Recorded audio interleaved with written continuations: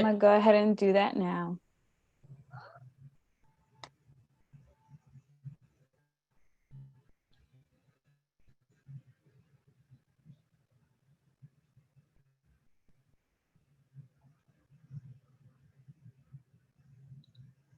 I like to see how that number just jumps up in the participants.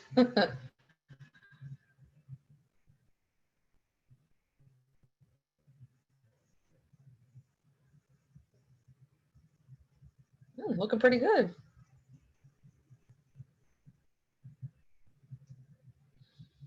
All right, since we're recording and it looks like that number has paused, I'm going to go ahead and get started. Welcome everyone to the Demystifying the Teacher of the Year application process. Thanks for joining us this afternoon. So a little bit about today's webinar. Today is an opportunity for you to better understand the Shape America Teacher of the Year application process, especially for those individuals who want to apply for District Teacher of the Year. Additionally, you will meet the Shape America staff that run and manage the program, a partner network representative, as well as hear from some of our teachers of the year directly, and they're going to share some tips to consider when applying. As I'm going through the presentation, feel free to ask questions by using the chat function. Danielle, my colleague, is here to help me monitor that, or you can raise your hand. I think since we're in a webinar, we're not going to be able to have the raise your hand function, but you can use the Q&A feature. You can talk through the chat. I will say we'll be monitoring the chat if we have chat. Do we have chat? Yes, we do. Okay. We'll have chat, but we'll mostly, the Q&A function is going to be the best way to make sure that your question gets answered, because we can answer it written and we can answer it, I can answer it orally for you too. And so I encourage you to ask questions. Our teachers of the, our Dan and Don are with us, and they're here, they have the experience, and so please ask questions, and we really want to make sure that you fully understand the process and feel confident moving forward. So first on our agenda is to do introductions, and we'll start with the Shape America staff. So I'm Michelle Carter. I'm the Director of Educational Content and Programs, and so I've been working with our Teacher of the Year program since I started working at Shape America of 2013. So this is my 7th year. And so I'm a former health and PE teacher, and I love working with this program. I love working with the Teachers of the Year. It's one of my favorite things that I do at Shape America. And I'll pass it to Danielle. Hi, everyone. My name is Danielle Platt, and I am a senior manager for Strategic Partnerships and Education program. This is my first year working with Michelle on the Teacher of the Year program. It's been a very exciting experience, and I look forward to continuing to manage the program and getting to know everyone and more about this program. So thanks. So Danielle and I, on the Shape America side, we are the behind the scenes with the application materials, the website, eligibility requirements. We run all of those pieces with the program. And so then I'm going to hand it to Julie Frank. Thanks, Michelle. Yes, hi, my name is Julie Frank, and I'm the Executive Director at Spark. I'm here today representing the whole partner network, which is made up of not only Spark, but Wellness Training Specialists, Gopher, and GW, or Goodhart Wilcox Publisher. It's a pleasure to be here, and we're really excited to shine a spotlight on the National and District Teachers of the Year. And we have our Teachers of the Year here, so I'll let Dan introduce himself. Hi, I'm Dan Tennyson. I'm the 2020 Midwest District Middle School PE Teacher of the Year. I teach grades K through 8 in Indianapolis, Indiana. Thanks, Dan. Hi, everybody. This is Don Tobin. I am the 2019 National Elementary Physical Education Teacher of the Year. I teach at Lakeview Elementary School in Mahopac, New York, which is southeastern New York State. And really happy to be here, and I'm glad all of you are here joining with us. Yes, so thank you, Dan, Don, and Julie, and Danielle for joining us to be on this call. I can't wait to get into it so that our attendees can hear from you both. So the Shape America Teacher of the Year program is sponsored by, as Julie mentioned, Spark, Wellness Training Specialist, Gopher, and Goodhart Wilcox Publisher, who make up the Teacher of the Year Partner Network. And so their support helps us to provide district and national Teachers of the Year with awesome swag like exclusive Shape America Teacher of the Year polos and business cards, gift cards and discounts to purchase equipment for your health and PE programs, and online professional development, which is really something that didn't exist prior to the program until this year in 2020 with the 2020 class of toys. And the partner network and Shape America, we will also offer Teachers of the Year an array of opportunities to publish content in their respective areas of expertise through social media, blogs, webinars, e-newsletters, podcasts, and in-person training. So that I wanted to just kind of talk about that because that's the role of the partner network. The partner network is just here to show support, and they don't have any really role within the application process. They're just here as a support, and they once the district Teachers of the Year are identified, that's when they kind of step in to help support along that process, providing professional development with presentations and things of that nature as the program moves forward. All right, so we're going to go ahead and start diving into the content of today. And so we're going to talk about the eligibility requirements. So this is the first thing you need to do before moving forward and actually applying, right? Is you have to be eligible. So all this information is on our website, but it's good to kind of talk it through and get into the details that sometimes just aren't written. So 5 years or more of teaching experience in the category to which you are applying. So when we say category, we mean the content area that you're applying for. So that's either elementary physical education, middle school physical education, high school physical education, adapted physical education, health education, or dance education. Those are 6 categories that you would apply for one of those. You should have a degree and certification in teaching, and you should be a full-time teaching at the time, and I've underlined this because it's important, at the time of application submission and selection. So retired teachers are not eligible.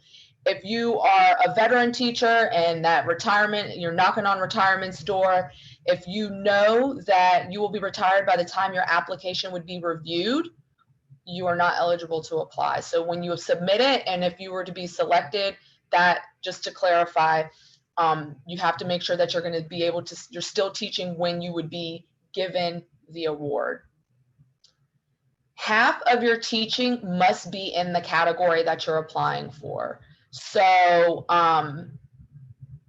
if you're in a K-8 school, Dan is in a K-8 school, half of his teaching responsibilities are at the middle school level, even though he teaches some elementary. Some people might teach dance at the high school level, and so they may be teaching in combination PE classes and dance education classes, but they want to apply for the Dance Education Teacher of the Year award. So half of their teaching responsibilities are in dance.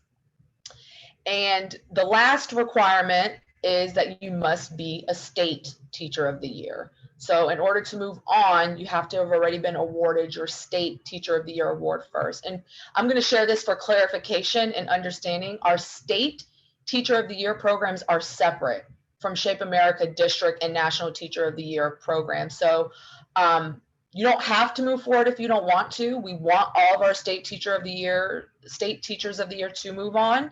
There may be different processes at your state level. We encourage our states to adopt the same application process as Shape America, so that it'll be easier.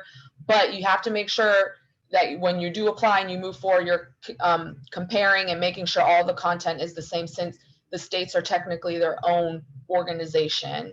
And they may have different processes, and they may have different sponsors as well. So just something to think about. Sometimes I've seen people get confused and think that once they're a state Teacher of the Year, it's not affiliated with the district and National Teacher of the Year program. So if you are a state Teacher of the Year, the previous 3 state recipients are eligible for the current district of the Teacher of the Year award. So that means if you are a 2019, 2020, or 2021 state Teacher of the Year award, you would be eligible to apply for the 2022 District of the Year award cycle.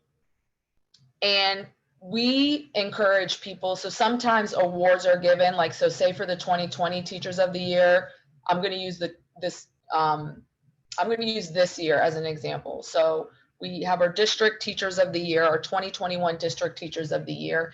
If you were awarded your state 2020 teacher of the year award, we encourage people to wait a year before they apply. So sometimes it can be really close, and they may be able within a few months get their materials together. We do encourage that teachers wait a year and kind of have that full year of being a state teacher of the year, allowed to give themselves time to update materials and that sort of thing. We found that it's much better that way, considered a best practice. Hi, Michelle. Here's a live question that's coming through. Perfect. Maybe you can answer it for everyone. So the attendee says, if I'm teaching for 5 years in elementary and a toy state winner, but then gets moved to middle school or high school, can they still move forward with applying? So again, it's in the category to which you are applying. So it's not just 5+ years of teaching experience in general. It would need to be for that in the category. Okay. All right, and just one more. You are not eligible to apply if you are on the Shape America Board of Directors, if you are a current member of Shape America's District Leadership Councils, or a national or district teacher of the year alumni. So once you've been given that district or national title, you are no longer eligible to reapply. All right, so at this point, you check off the boxes, you're eligible, you can move forward, and you can actually apply for the district teacher of the year. So I'm going to go over some of these required materials.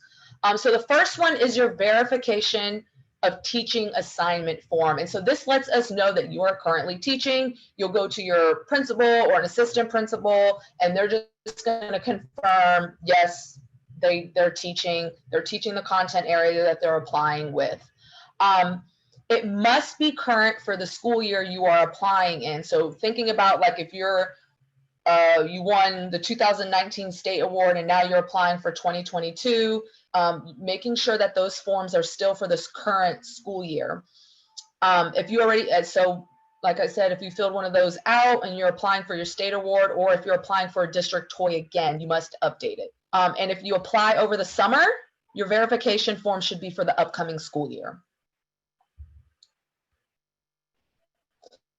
The next set of materials you'll need to collect are 3 letters of recommendation. So this used to be 4 at one point, recently it was 2, and now it's 3. And you should have 1 letter for each of the following. So a fellow teacher, an administrator, or a supervisor. So this could be, the assistant principal, the principal at your school, or if your county level district administrator can provide a letter.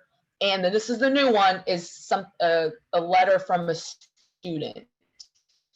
We understand that elementary students may not be able to write yet. So if they need help from a parent to write the letter, or they share a drawing and then the parent can help write or summarize what the student said, we accept that as well. We just want to capture some student experience within the process. There's the award criteria. This is a huge chunk of your application, and so I'm going to spend some more time in the next slide. I'll go over this in more detail. And the last piece is a headshot. And this is only for promotional purposes. It helps us to prepare social media and online content when we're making the announcements of who is identified as District Teacher of the Year.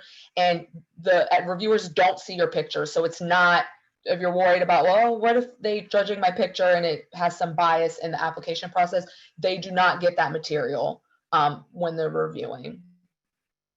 And so for some people who may be a little bit more familiar with the application process, we used to require a publicity form. That is no longer required. So that you don't have to worry about providing that anymore as you move forward. So if you've already done this before at the state level, if your state is one that is connected to the Shape America, the hard part is done. And so the next thing would be just making sure as you're moving forward from the state to the district is that your materials are up to date, they're current, and then collecting them and kind of making any edits that you feel is necessary. I'm going to go ahead and get into the award criteria because this is the meat of that District Teacher of the Year application. So we have the award criteria for each content area. So physical education, and that's for elementary, middle, and high school, into the same 5 questions. So those questions are submitted. They'll be submitted in one PDF file. So don't, when you go through the online process, if you had them separated out, you're going to have to combine them into one PDF file. One thing I want to say about the award criteria too is that over the years we've updated the criteria questions, and sometimes old ones are still submitted, either because maybe their state is still using old ones, I'm not sure, or again through just moving it along through the process. Really make sure you're going and you're comparing the criteria questions that are listed on our website. Our website has the updated date at the top when it was last updated to help you to know when it was current, and if so make sure you're checking with that. And so we want to make sure you're doing that because that could hurt your score if you move forward and they don't, if it does not match. Scoring. So all applicants are scored anonymously in a blind review. When you're at the district level, they will not see your name. They won't see, we'll try to redact as much identifying information as we can. And so it's anonymously and the reviewers don't know who they're reviewing. To be considered to move on to the next phase of the competition, a minimum score of 80% is needed. This is a newer requirement. And so the 80% minimum score is going to be based on the number of reviewers in each category. So for example, when there are 3 reviewers in a category or content area, an applicant would need to score at least 55 points to meet the minimum for the District Teacher of the Year. So the maximum points is 23. That's the highest you can score on the rubric for your award criteria. So 23 times 3 is 69, and 80% of 69 is 55. So that's how we came up with that number. And so we have the rubrics. You can look at them on our website and additional details about those 23 points and how they're tallied and everything for each criteria. And teaching in a Title I school is often more challenging in many ways. So therefore, teachers that do instruct in a Title I school are awarded an additional 4 points one time to their total score. And as I mentioned, we have our rubrics online if you want to look in more detail. Yes. So here's a live question that's coming in that I think would be helpful for everyone to hear. If you were a state winner in 2016, and which means that you would have passed the deadline in order to apply for the 2021 Teacher of the Year, what is your advice to that type of applicant? So a 2016 State Teacher of the Year, unfortunately, would not be able to move forward unless they were to reapply. If their state allows them to reapply for their state award, and some states do, that would probably be the next route, is to reapply for states and move forward that way. Thank you. All right. Now we're going to talk about applying. So when you have all your materials, you gathered all those items, you're ready to go, you looked at everything, and you're ready to submit your materials. So you must apply online. So we do not accept applications via email with attachments anymore. We used to do that. We don't do that anymore. We have an online system that we're using. And just so you know, we are not currently accepting online applications at this time because we're in the process of updating some of the application materials. And kind of what I've alluded to earlier is that we don't want to have any confusion. We don't want multiple sets of materials flowing out. And so, which could again result in the low scoring. We closed that system. And we will send out an email to the general membership once the online application is back open. And so we're aiming for that springtime to give people enough time from that timeline, from the deadline to submit. And we'll talk about timeline a little bit later. But once it's back open, there is information that you will need to provide in the online application that's similar to what you would find on a resume or a CV. And so for that reason, we have an offline application available that you can just fill out, you can save it. And again, if you need to reapply or you need some time to get your materials, again, you can save it in this offline application form. And then you can copy and paste the answers directly into the online application once you're ready to submit your materials. Another thing is once you start the online application, you can't save and continue. So that offline application is going to be helpful for that too. Can't continue on. And so have your materials ready and finalized prior to starting the online application. Another piece of advice is to please make sure you have the right versions of documents ready to upload. If you upload a wrong document, you are going to have to resubmit the entire application. There isn't, like I said, because you can't save and go back and update things, you're gonna have to just submit another one. And then you'd have to let us know, Shape America, that you need to delete which one's the incorrect version, and we'll have to go in and delete it. So just again, double check everything. I know file names sometimes can get confusing or you didn't save, so just kind of try to be diligent. We're happy to help in any way though. So if you do make a mistake, because we're human, we're here to help you too, but just things to think about as you're moving forward that we've seen through the process.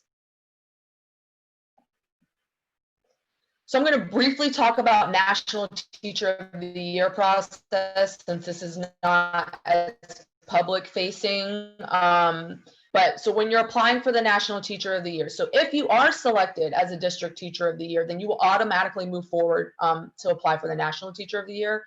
And there are 3 parts of the National Teacher of the Year application process. And first is that application review. So everything I just talked about, that's the first part. So all those District Teacher of the Year materials will move on. You won't have to, the hard part is done, and there's nothing that you would need to do on your end. It will just move forward. Danielle and I would organize those materials and we'll send them to the reviewers. The next part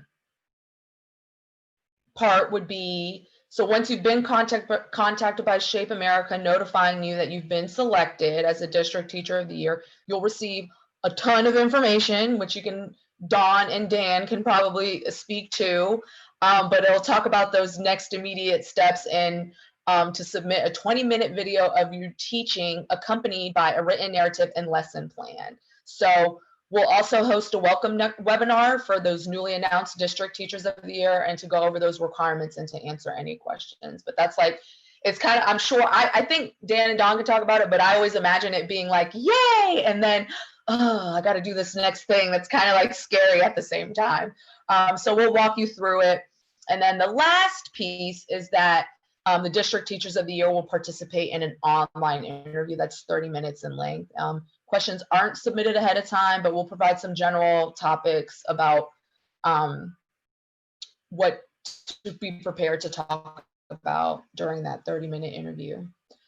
So who reviews the materials? We have, and this is for the National Teacher of the Year process, and it's similar to the districts. The districts are a little different, but generally for the National Teacher of the Year, we have 6 review committees and with 3 reviewers for each category. So that's about 18 National Teacher of the Year reviewers.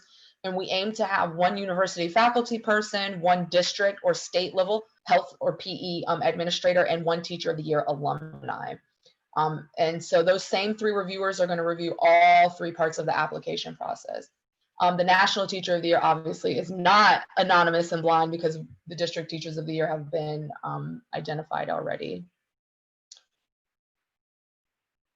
So that's kind of the National Teacher of the Year part in a nutshell, and we'll provide lots of information. You'll to get going with that, and we'll try to connect Teachers of the Year with the District Teachers of the Year with Teacher of the Year alumni to help and to talk through and to mentor in a way through that process, because it's scary and exciting. So now I just kind of want to provide a little bit of additional information about the program that might help you just make an informed decision to better understand the program and just kind of expectations of being a Teacher of the Year. So at convention, the toy year officially begins and ends. So this is why, even though we're in 2020, we've already announced our 2021 Teachers of the Year, because right now they're in the process of applying for National Teacher of the Year. And then once our virtual convention happens in April, that's when their official year will happen. So right now, Dan is a 2020 Teacher of the Year, and so he's in his toy year. So kind of think of it like a school year, you know, we do have, you know, it kind of brackets the calendar year. Let me look at my notes because they're a little wonky. Okay, so district and national teachers of the year present at convention at the end of their toy year. So this is an expectation of all of our Shape America teachers of the year and should be considered when applying. Shape America will cover convention registration, but this will mostly be an out-of-pocket expense for teachers of the year. And so we'll help as much as we can. We provide convention registration that way. So this year, Dan and Dawn will be presenting virtually with their cohort of teachers in their category at our virtual convention. Let's see. So all teachers of the year, district and national, receive opportunities to present or share their expertise. And so I always say that district and national teachers of the year are highlighted at the national level because Shape America is a national organization. And so there's a lot of opportunities that are the same, whether you're a district or teacher of the year. And there's been a lot of instances where district teachers of the year present and are more active than national teachers of the year. But both awards are very prestigious. And so you'll have a lot of equal opportunity to kind of just share and highlight your expertise and kind of what's your jam, what makes you a great teacher. So district and teachers of the year are asked to sign a memorandum of understanding. So every year we provide teachers of the year with this MOU, and really it just helps outline expectations from all of our stakeholders. So that includes the teachers of the year, that talks about Shape America and the partner network. And it's just like, this is what Shape America is expected to provide to you. This is what the partner network will provide. And these are some of the expectations that the teachers of the year are asked of. So also the partner network, you know, they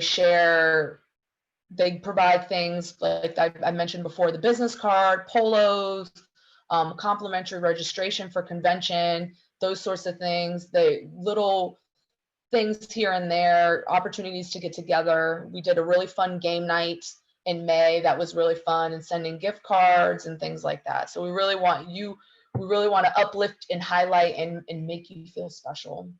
Because we love our teachers of the year. And then national teachers of the year receive $1,000 stipend to help cover travel costs to convention. This is the timeline that I'll go over briefly. It is subject to change. The September 15th date, which is the first one, which is the state teacher of the year winners complete that online application. That's pretty fixed. That one won't change. But sometimes these dates in the middle between September 15th and the convention will change. So November 2nd for this year, but early in November, the district teachers of the year are selected, and Shape America is notified who those winners are.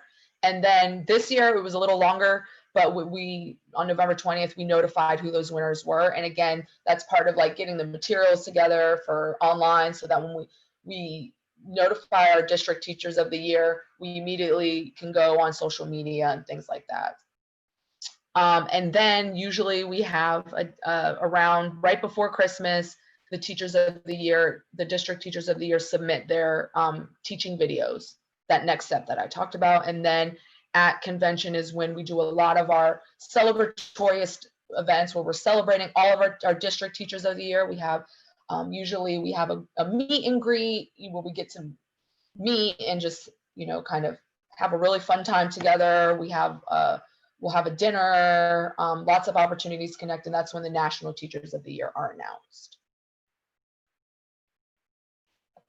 So I talked a lot, and I'm ready to hand it over to our teachers of the year. And there's one thing about our teachers of the year is that they love to help with the teacher of the year program in any way. They love to be involved. And so Dan and Don were tapped and they agreed to join us. And so I'm going to hand it over to them so they can just share their experience. I mean, anything that they feel is valuable to know. When you're going through it, it's very much like you don't know what you don't know. And so I hope that they can give you some insight in that way and answer any questions. So I'll hand it over. Whoever wants to go first. Dan, you go first.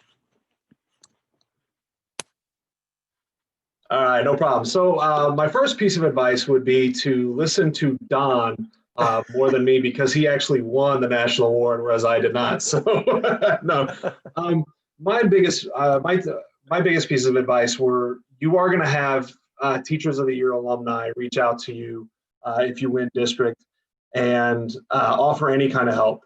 And so my first piece of advice would be to reach back. Take advantage of that help, take advantage of that expertise that they've offered. They've gone down this road and done this journey before you, and it's just always nice to know what lies ahead and some tips and strategies and things like that.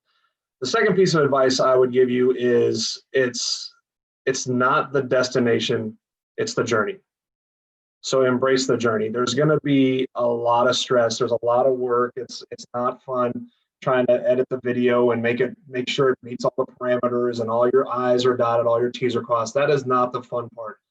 But the connections that you make and the professional development that you get from the partnership network and the opportunities that you're given are just immensely rewarding and allow you to grow as an educator, allow you to grow as a person, develop these friendships that, now all of a sudden, I can walk in and I feel like my professional network family has just grown substantially, and it's grown with the cream of the crop.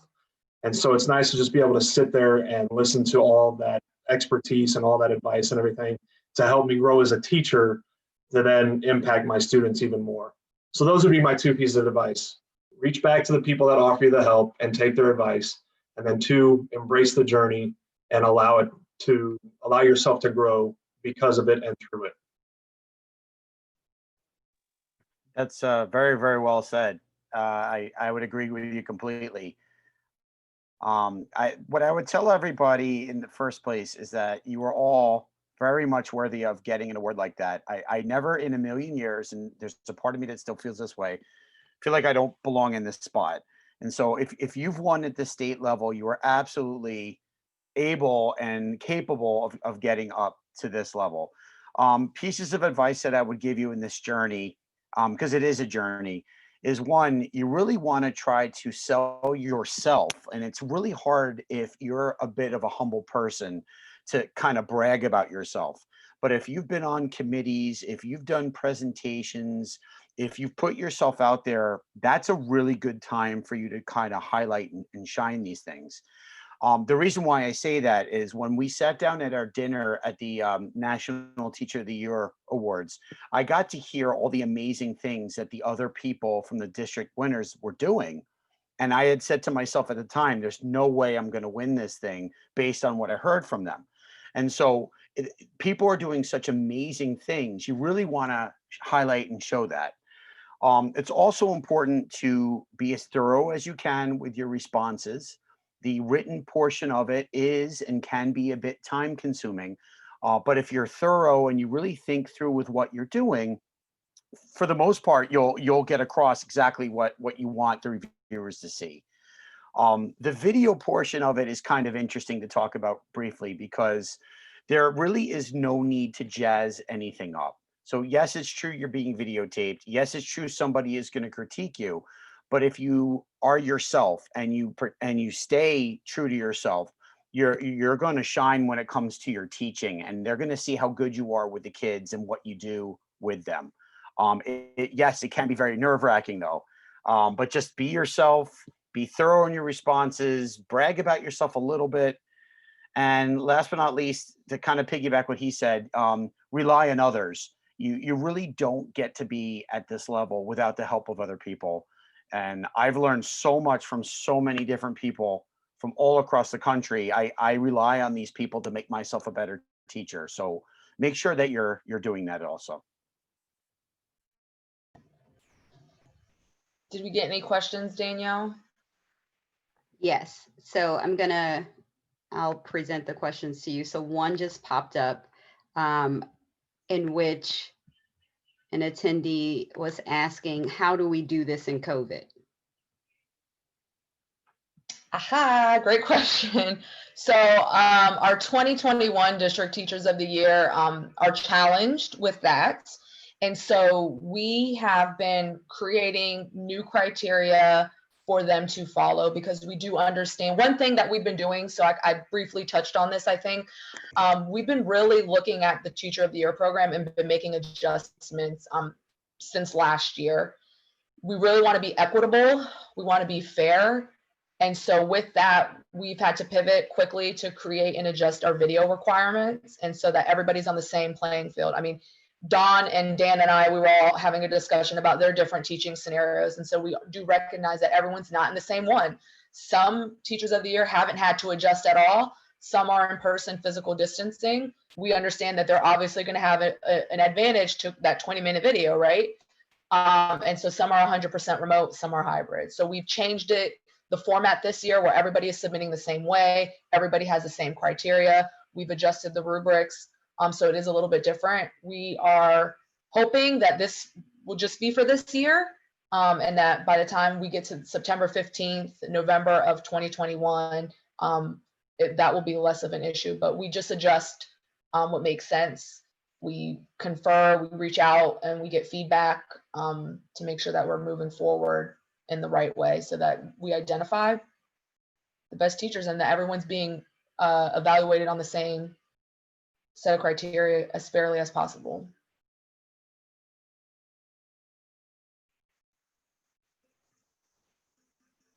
Anything else? Not at the moment. Dan, Dawn, that was great. I will say what I've heard from piggybacking off of like bragging about yourself, if you need to, I know, you might forget some of the things that you've done. So maybe talking it out with others, your colleagues, having them review. I know I've heard a lot of Teachers of the Year share that too. So I'm going to also share some tips from other Teachers of the Year that they sent forward. And so one of them is from Sally Schulte, and she's our 2019 Central District Elementary PE Teacher of the Year. And she says, be reflective with your answers. Really take the time to think through what you do and how it positively affects your students. So as I go through this, Dan and Dawn, if like something sparks your jog, you feel like you think of something, feel free to jump into. This is from Patty Costell. She's our 2013 National Elementary PE Teacher of the Year. And she says, read the essay questions carefully and consider all that you have done to be honored as a Teacher of the Year applicant. Be thorough in answering the essay questions and make sure it is clear to the reader what your program feels like to your students and your school community. Some additional things that aren't listed. Someone shared, be clear on deadlines and give yourself enough time to follow through on each aspect of the application. Give people writing letters of recommendation enough time to do a thorough job for you, knowing they have a lot on their plate as well. Showcase and highlight innovative activities you have done with your students. Give examples. What impact has this had on your students and school community? And ask questions. Don't wait. If there's something you don't understand or need clarification on, ask your state awards chair, your district awards chair, Michelle Carter, or other Shape America Teachers of the Year in your state. And that is no question is silly, even as you're going through things as you're applying. So Michelle, we have a question for the audience, from the audience. The attendee is asking, what advice would you give to someone that is just starting their PE career and stepping into the state level? All right, Dawn, Dan. I can give you my perspective on that. So first of all, if you're just starting out in your career, in all honesty, don't worry necessarily about the Teacher of the Year awards. However, if you put yourself out there and you become involved, whether that's with committees, in your school, your community, on a state level, if you present at the state conference, if you're able to serve in some sort of leadership capacity, at least it gets your foot in the door and you network yourself that way. So you're getting two positives from this. Not only are you going to be helping out the association or whatever it is you're doing, but you're going to get probably amazing curriculum, professional development anyway, and getting great ideas from other teachers. So my advice would be at that level, just get yourself out there, learn from tons of other people, and it'll make you a better teacher. Yeah, I agree. If you're just starting out, so first off, kudos to that person that's just starting out and wanting to get involved in a state association that early on in their career. So mad props to that person that's wanting to do that. But really make sure you take time to focus on your craft. You know, it's great to be on a committee like Don said, and then learn from those other people that are on those committees and those councils and things like that. So really focus on honing your craft, but make sure you're doing this for the cause and not the applause. You know, make sure that you're getting involved in your state association to improve your state association and to improve your teaching, to improve the lives of students, to improve the lives of children within your state, within your area, whatever level that you're affiliated with. Don't do this to try to chase down an award. You know, if the awards come, they come because of what you have done, not because of what you have chased after. So focus on your craft and try to hone that first. And then you know, like Don's saying, start presenting, you know, get involved with another council, lead a council, things like that, and let yourself grow into those roles. So it's a lot like teaching. You start off and then you can become comfortable and then you grow. And as your role expands, you can take on more responsibilities and things like that. So, but just give yourself that time to grow into those roles instead of trying to chase down an award.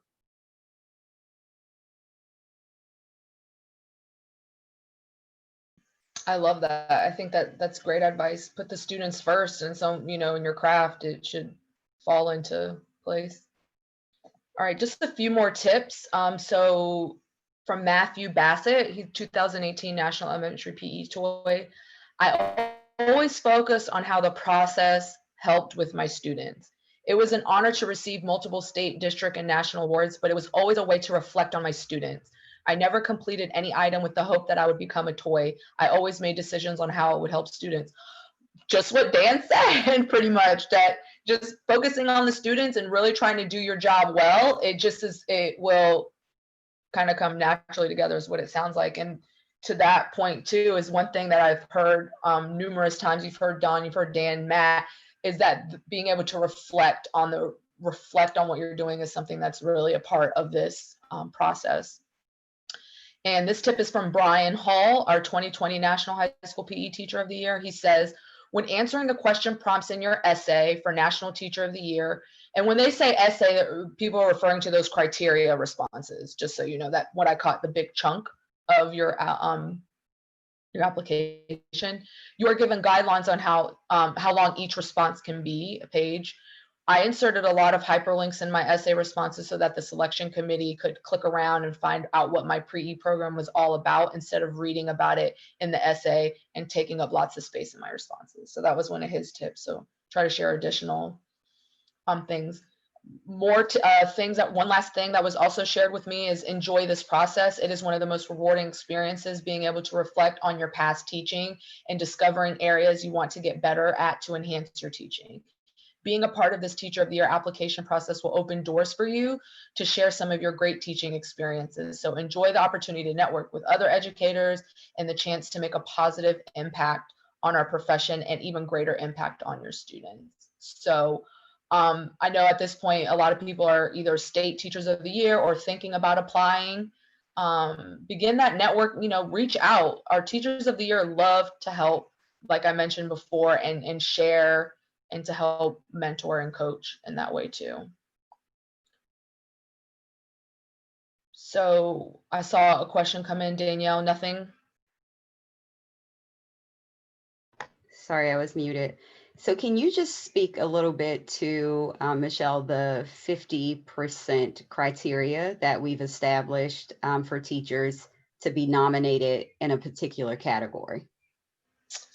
Yes, so we really want to make sure that the Teachers of the Year are full-time teachers, that is what their job is. That's what their profession is, that they came in, and that's kind of sharing in that way, that's what they're doing, that's their dedication and their time through that way. So we've had a few questions come in from the audience that just wanted a little clarity around why we require that 50% in order to be nominated for a particular category. So by way of example, if you are an HPE teacher and you teach dance, but it isn't 50% of your time, how can you, I don't want to say get around, but what's advice that you would give to a person that if you're teaching dance, you're a HPE teacher, but it isn't 50% of what you do? Well, we can, I saw that question come in. So if that person wants to talk to us offline a little bit more about that criteria, if you're teaching only one class of dance, that's wouldn't be enough to require you, but if you're close and you think, you know, you're really close at that mark, we can have a conversation. But really, the thought is that, you know, majority of your time should be spent doing what you're applying for, that most of your energy, most of your time is spent creating those materials towards that, for that area. And so that's really the thinking behind that. I'm trying to think, I have it in my head, but I want to say it in a way that's correct. So we'll talk offline. I saw that person's comments and things, and I think we can have an offline conversation and help inform our thinking on that end.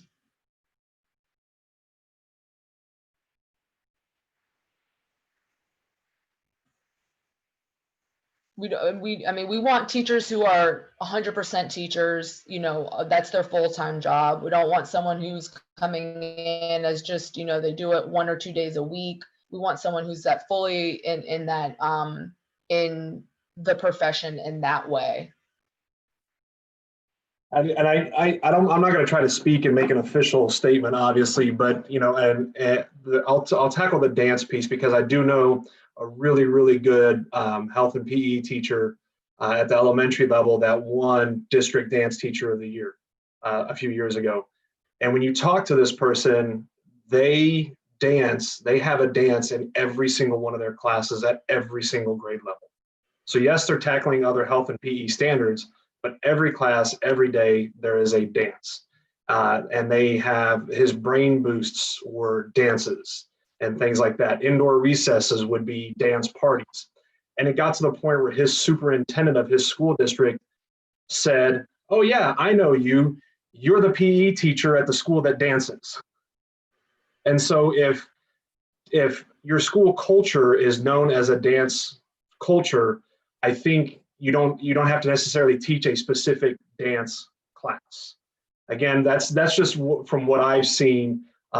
Again, from a health and PE teacher that won Dance Teacher of the Year, he just transformed the whole culture of the building. Just got involved around dance, even though he wasn't teaching specific dance classes 50% of the time. I'm not trying to get any sort of an official statement, but just maybe kind of get you thinking that. It's a good perspective, and there's different scenarios, so I don't want to make a blanket statement. It's just one of our eligibility requirements that you have to teach half of what your job is needs to be in that area. You know, we're talking about equity and what's fair and the amount of time, you know, that's just one way that we kind of, that's the expectation it is set there. If we can talk more about that if you feel like there's a reason strongly about why that eligibility requirement is not fair. One thing we do is we get feedback all the time. We get feedback from our teachers of the year and their experience. We get feedback from reviewers. We talk with state executive directors. We talk with district level council leadership program. We're very proud of this program. And so we want to make sure that we're making the right choices and the right decisions in honoring our teachers of the year.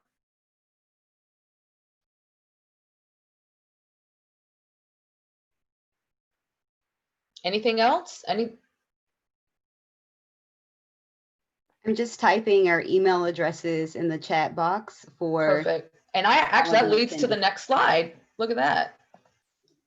So we have our teacher of the year inbox is, you know, Danielle and I both monitor that.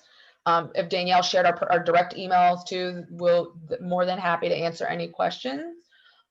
With that, like I said, I really encourage you to reach out to Teachers of the Year. They are going to be the ones better than Danielle and I. We can speak to the process, but we can't speak to the experience around that and actually going through that. So they're going to be invaluable if you can connect with someone in your state or in your district about that. And even not in your district, they love to help. I see some chats coming in, so I don't want to make sure I'm missing anything. No, so this wasn't a question, just an attendee saying thank you. And thank you for participating. You're so welcome. And I want to say thank you to, again, Dawn and Dan, because we know that especially during this time, time is precious, right? Free time is precious. So I really appreciate you spending this time with us to do this. And so if you think of anything after the webinar, please feel free to reach out to us. We gave you 9 minutes back into your day, and we appreciate you joining us this evening. So enjoy the rest of your day.